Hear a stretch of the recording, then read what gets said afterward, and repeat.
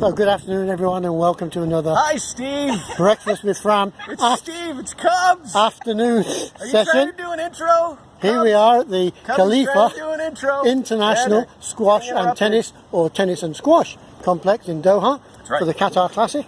We're here today with Fram, as usual, and our special guest is the tournament MC, Andy Taylor. I'm already regretting having invited him, but oh my God, this has been a very hard year, very hard year. Well, actually, you don't know, but last year he ignored me completely. I did. Well, I didn't know what I was doing, Fram. I didn't still know don't who you know were. what you're doing. That's true. I mean, he still believes that he's doing something good, but he's not. Can I paint the picture here? Yes, please. Okay, so they call me from the Qatar Squash Federation and they say, hey, you do a great job with our tennis events. Already that is a good intro, yeah? And they go, we'd like you to come out and do this squash event. What do you know about squash? The vegetable. I said, well, give me a couple of days and I'll get back to you. So I did a little research and I went, U.S. Opens in Philadelphia in a couple of weeks. I'm flying down to check it out. I'll see if I can handle this, and I'll call them back and let them know that I'm willing to do it. Went down to the U.S. Open, watched Gilly Lane, watched all those guys work, and I went, they do a great job. This is a fine example.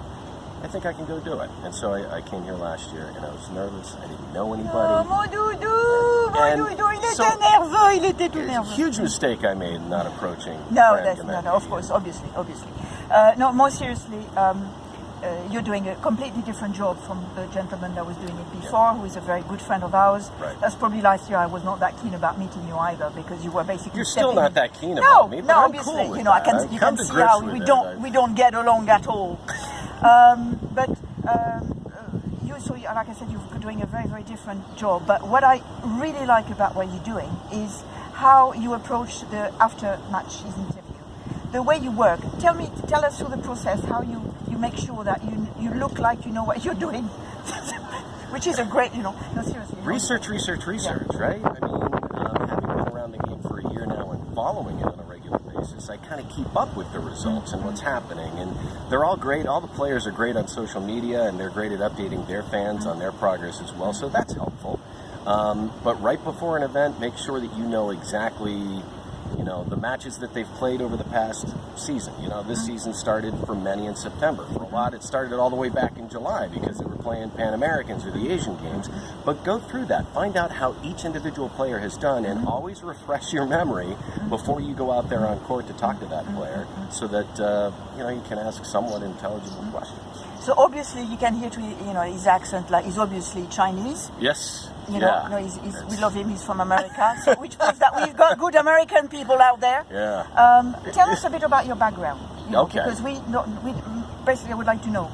I grew up in a broadcasting family, and it's funny. I was talking to Joey Barrington yesterday, and he was talking about his dad and how he's one of the greatest squash players in the world. He's still a very humble, awesome human being. Hardworking. And clearly, Joey's idol is his father, and I can totally relate to that. My dad is still in broadcasting.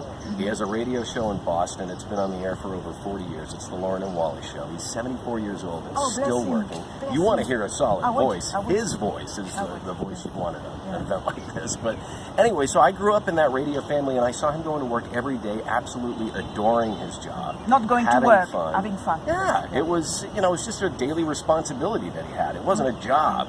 And so I, after high school, tried college for a year, failed miserably. I just couldn't, I didn't want to study for another 4 years, so I dropped out and hit the road. And I was in radio in many different states throughout the U.S., finally landed in the Midwest, in a little town called Springfield, Missouri, and developed a radio show.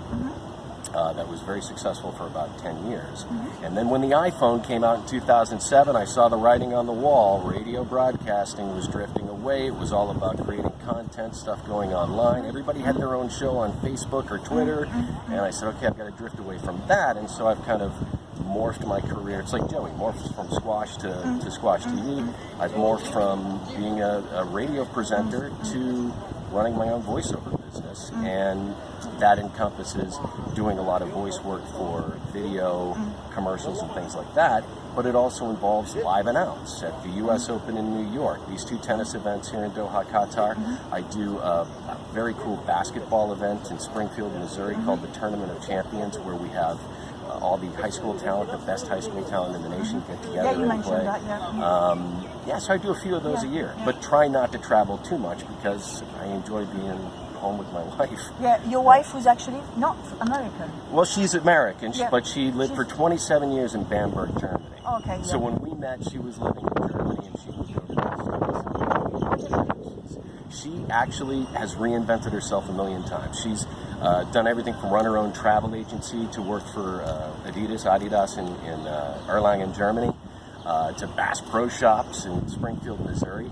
She's had her own photography business, but she has a pipe dream of running her own inn or bed and breakfast or guest house or whatever. Yeah. And so she said, what I'm going to do is go work at one of the finest hotels in Boston at the front desk, and I'm just Learn going to the trade. absorb as much as I can. Yeah. So here's a 51-year-old woman completely reinventing her life and absolutely loving it. She's at the front desk at the Sheraton Hotel in Boston. It's like 1,400 rooms, and she's working her butt off, but she's gaining all of this information that she can then use That's amazing. to put me to work, basically, one day, doing other people's If you laundry. think about retiring, that's not going to happen. Tell me, just very quickly to finish, what is, in your career, your best moment as presenter or voiceover, your finest moment, you say, well, this was the, really the best?